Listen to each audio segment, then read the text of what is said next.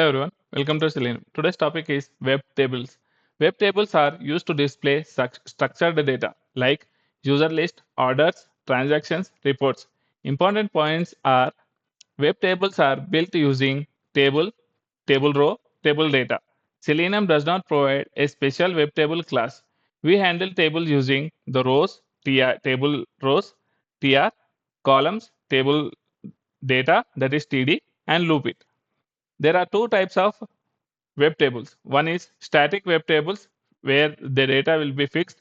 Dynamic web tables where data changes based on search, pagination, and filter. Here in the sample script, I am locating the table. I am getting all the rows. Each row contains multiple columns. I am looping through rows to read data. Let me run the sample script, then we will understand how the table data is validated.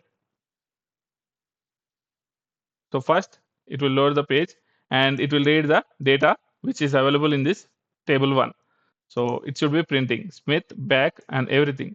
So it is printed whatever is present on the UI. Web table data read successfully. So I will close the application now. So let me recap.